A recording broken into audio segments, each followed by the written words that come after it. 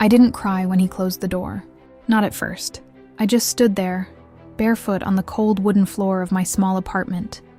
Neat, warm, and cozy. But suddenly so unbearably quiet. The space was mine more than his, filled with soft golden light and the smell of turpentine and vanilla candles.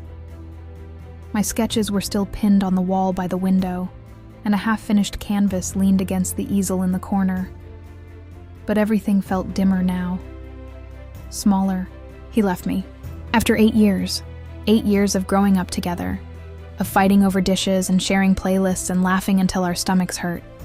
No fight, no cheating, no dramatic betrayal. Just a quiet Sunday afternoon and a conversation I didn't see coming. "I don't think I love you anymore, Rose." Just like that. I asked him why.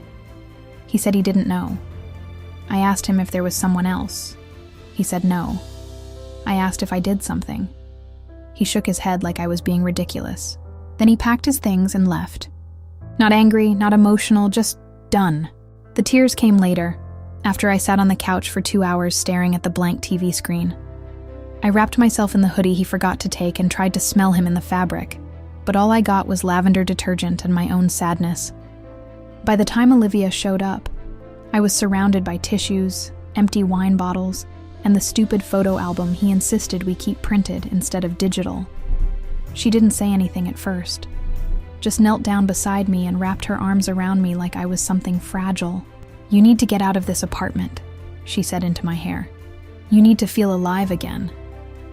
"I feel like a dead plant," I whispered, "like one of those crispy ones in the corner of a waiting room." "Then we're watering you tonight," she said. "We're going out." I'm not in the mood for pity shots and bad music. It's not about the music. It's about wearing something tight, drinking something strong, and remembering you're not someone who gets left behind. I didn't want to go. But I was tired of crying, tired of being a ghost in my own life. So I showered, put on mascara-like armor, and slipped into the black dress I hadn't worn since that wedding 2 years ago. And that's how I ended up in a dimly lit bar downtown, sipping on something sour with salt on the rim, when I saw a man get slapped across the face so hard, I could feel the sting from across the room. I hadn't meant to stare, but the sound of that slap was so sharp it cut through the music, through the fog of perfume and alcohol, and landed squarely in my chest. The man didn't flinch. He blinked, touched the side of his face, and gave the woman in front of him a lazy, almost amused smile. She was stunning. Tall, red lipstick smeared slightly, fury in every inch of her. She said something I couldn't hear over the bass, jabbed a manicured finger at him, and then stormed out, heels clicking like a punctuation mark. The man turned back to the bar unbothered, maybe even proud. "That," Olivia said beside me, "was a man who deserves everything he just got." I hummed in agreement, dragging my eyes away. "What do you think he did?" Judging by the way she walked out, ghosted her, slept with her best friend, or, my personal favorite, forgot her name mid-sentence. I laughed, the first real laugh in days. It felt strange in my mouth, like something borrowed. The bar was packed. Dark leather booths, soft amber lighting, the kind of place where people came to look expensive and pretend their lives were more interesting than they really were. Olivia was already halfway through her second margarita, chatting with a guy who looked like he lifted weights for a living. I was nursing my first drink, tucked into a corner booth, observing. Always observing. That's when I noticed him again, the man who got slapped. He was still at the bar, drink in hand, head bowed. No more smirking now. Just stillness. His jacket was folded over the stool beside him, dark hair falling slightly over his forehead. Sharp jawline, designer watch. The kind of man who looked like he belonged in glossy magazines with titles like Top 10 Billionaires Under 35. I told myself to look away, but I didn't. A few minutes later, he stood up too fast, stumbled slightly, and dropped his phone. He was drunk. No, beyond drunk. Sloppy. Slurring. He reached for his glass and missed. I watched as the bartender tried to talk to him, then shook his head and walked off. Everyone else turned away, and still I watched. There was something in the way he was unraveling. Something painfully familiar. I stood up before I could stop myself. "Where are you going?" Olivia called, watching me grab my purse. "Nowhere. Just 5 minutes." I crossed the floor slowly, unsure why my feet kept moving. He didn't even notice me at first, head resting on the sticky wooden bar, fingers curled around a shot glass like it was a lifeline. "Hey," I said gently, touching his arm. He blinked up at me with unfocused eyes. "Did she send you back to finish the job?" "No, I'm just making sure you're not going to pass out and choke on your own tongue." "That's oddly thoughtful. I have my moments." His eyes were an arresting shade of blue, clear, sharp, even through the haze of whatever he'd drunk. "You're not like the others." "No," I said, "I'm not." "I like that." And then he promptly fell off the bar stool. He hit the ground with a dull thud and a groan that sounded more irritated than hurt. "Okay," I muttered, crouching beside him. "That's enough tequila for one night." "You smell like paint," he mumbled, eyes half closed. "And sugar." "You smell like regret." He laughed, the sound low and slurred. "Touché." I glanced toward the bar. No one cared. No one was watching. I could have walked away. Should have, maybe. But something in his face, beneath the arrogance and mess, was cracked. And I knew what cracked felt like. I pulled out my phone and waved toward the door. A moment later, the heavy figure of Marcus, the bouncer, appeared. He was built like a fridge and had a soft spot for Olivia, and by extension, me. "Rough one tonight?" he asked, raising a brow as he looked down at the man on the floor. "He's not mine," I said quickly. "But I don't want to leave him here. He's too drunk to be alone." Marcus grunted. "You sure?" "No," I admitted, "but I'll take care of it." He helped me get the guy to his feet. The stranger leaned heavily against me, warm and expensive smelling and completely out of it. His cheek brushed mine and he muttered something that might have been an apology, or poetry, or nonsense. "Be careful, Rose," Marcus said as he opened the door for us. I nodded. "Always." Ooh! We somehow made it to my apartment in one piece. It wasn't far, thankfully, and the cool night air sobered him just enough to keep moving. He looked around as I unlocked the door like he was stepping into a memory. "This is nice," he murmured. I didn't answer. I guided him to the couch and let him collapse into it. He took up most of the space, tall, broad-shouldered, unfairly good-looking, even half-conscious. I grabbed a glass of water, set it on the table, then stared at him. Why was he here? Why did I care?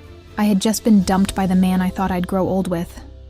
I was hiding something that could kill me. And here I was, babysitting a stranger with a broken smirk and lashes too long for a man. He blinked up at me. "You have pretty eyes. You have a pretty concussion."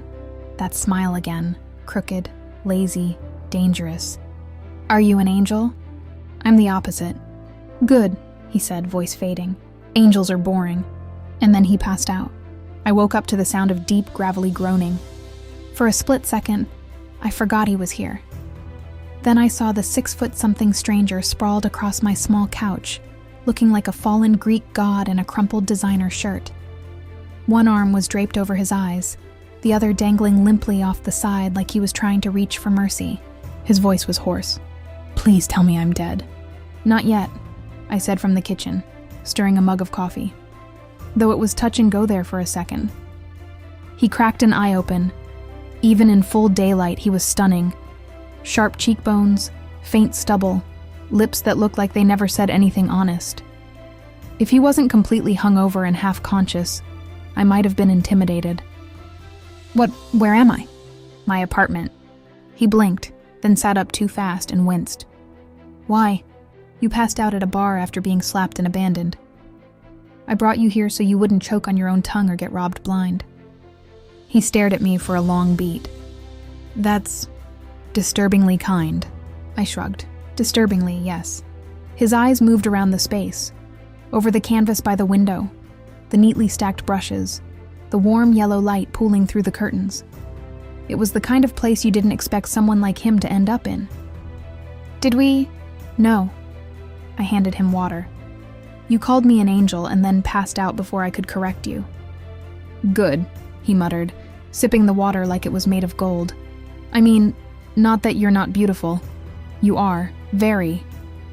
I raised a brow, not bothering to hide my amusement. You should stop while you're ahead. He smiled faintly, probably. You didn't have anyone with you last night, I said, guessing the question before he asked. He groaned again. Banks. Shit. I told him to take the night off, thought I could handle one drink on my own. Banks? My driver. I nodded. Okay. And you? He asked. What's your story, Angel? I hesitated. For a moment, I considered telling him everything.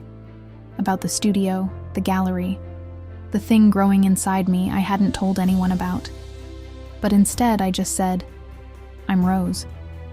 I paint. That fits. He rubbed his temples. God, do you even want to know my name?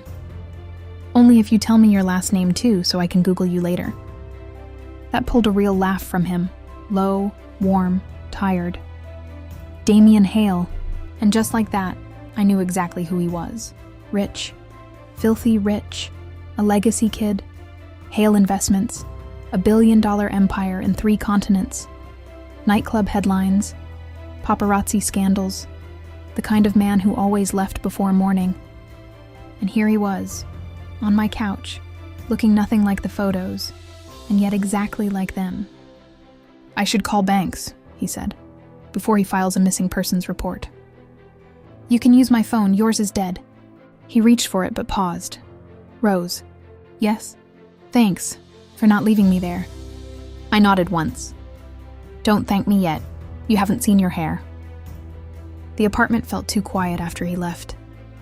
I stared at the door long after it clicked shut, then looked down at the crumpled blanket, the half-empty glass of water, the soft indentation on the couch where his body had been. You're lucky I'm not dangerous. Who even says that?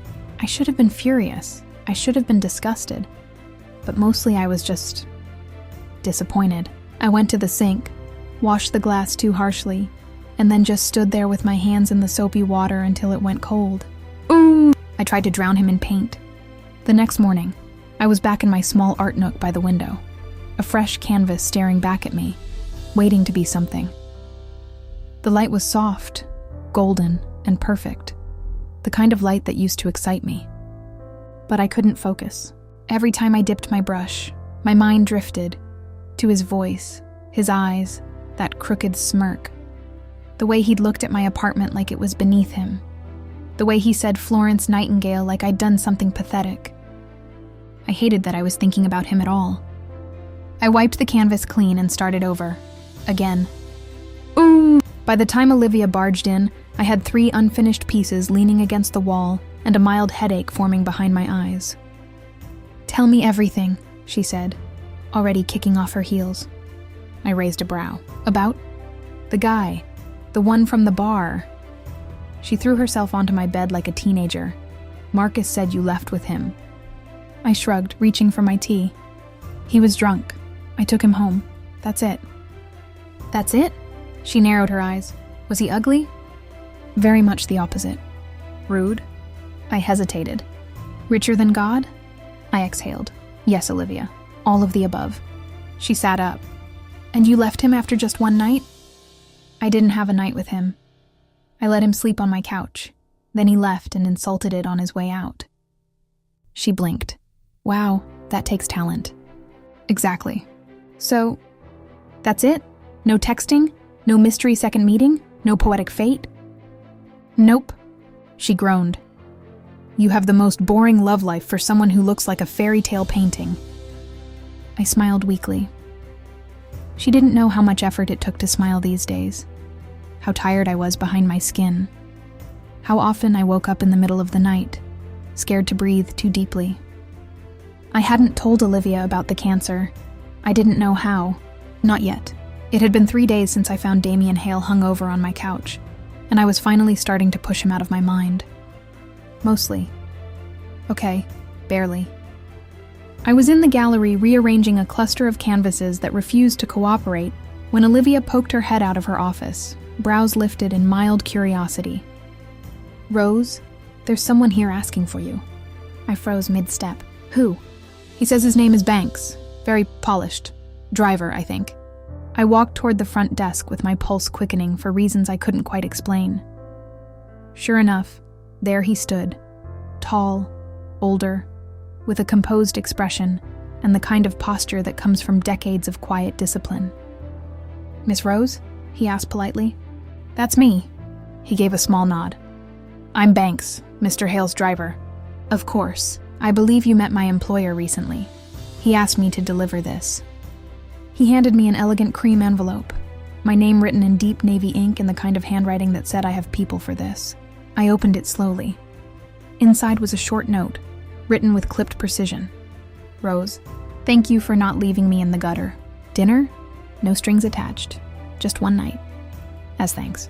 Tonight, 7:30. Driver's waiting if you choose. DH." I looked up at Banks.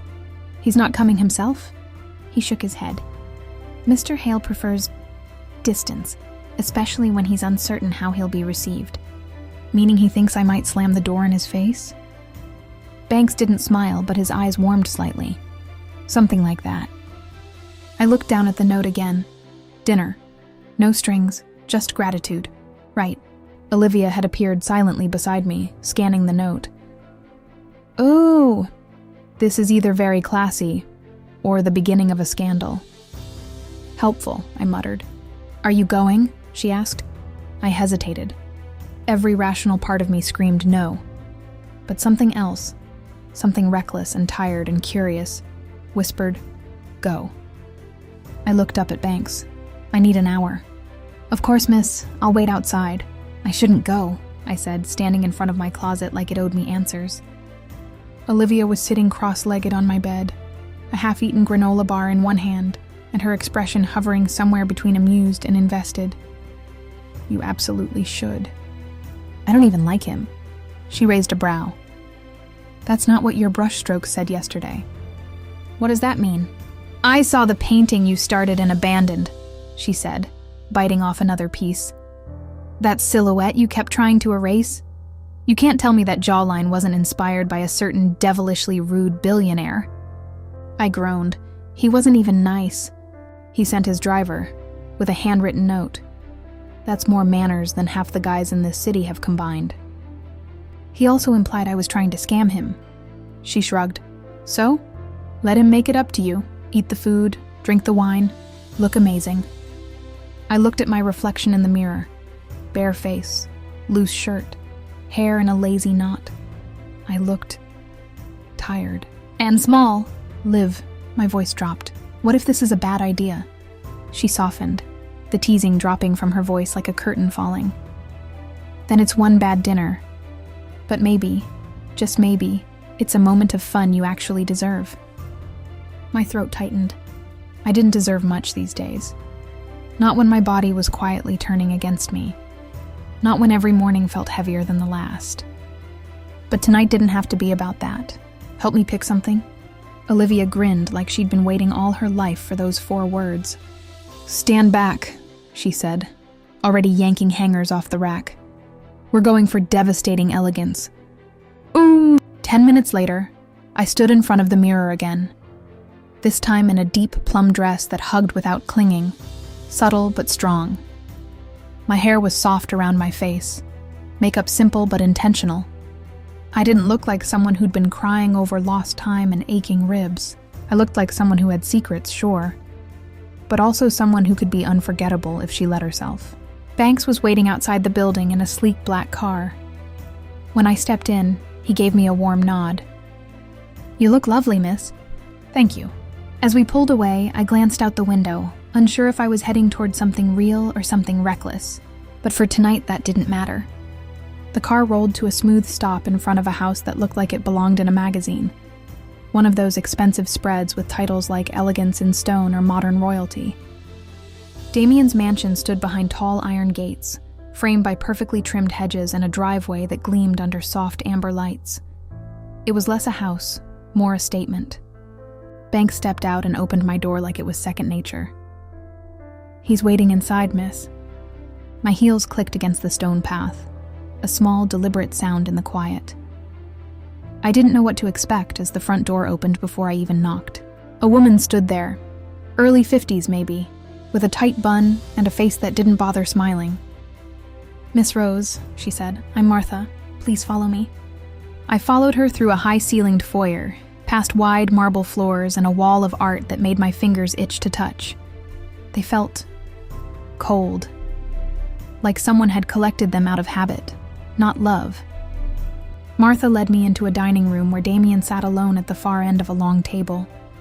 Dark wood, silver accents, one single candle between us. No music, no guests, no noise. Just him. He stood when he saw me, which surprised me.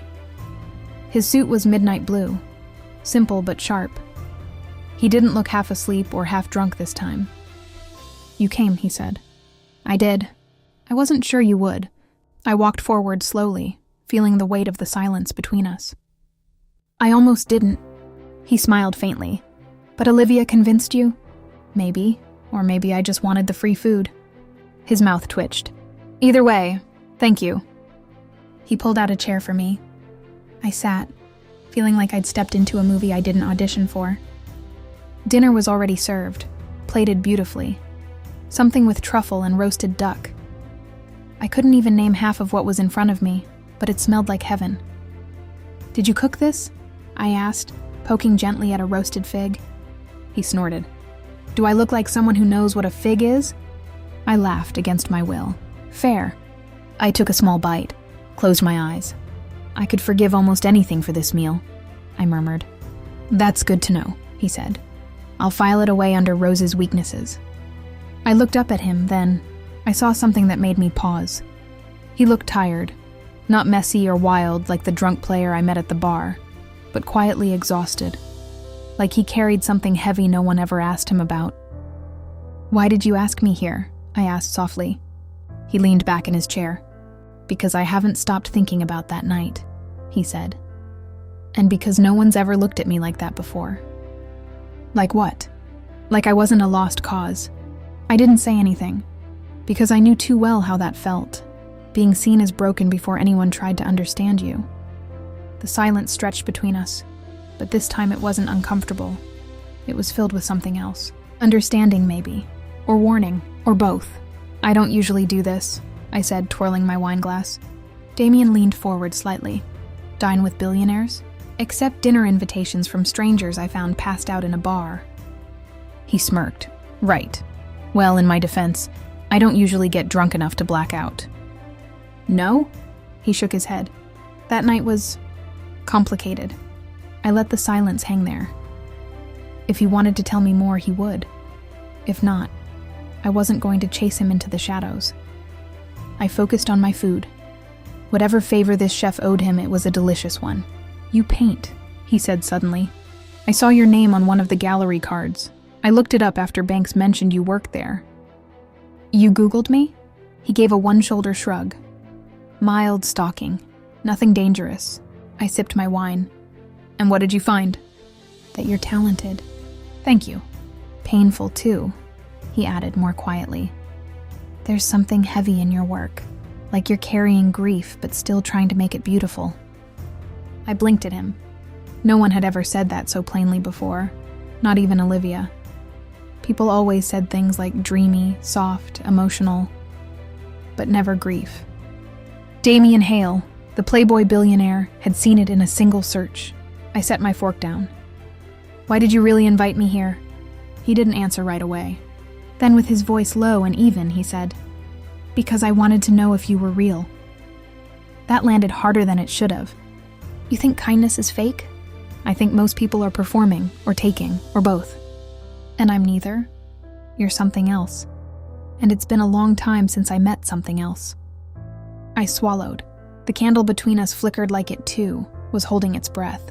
"I didn't come here to be charmed," I said. "I believe that," he replied, "but I still want to try." I stared at him.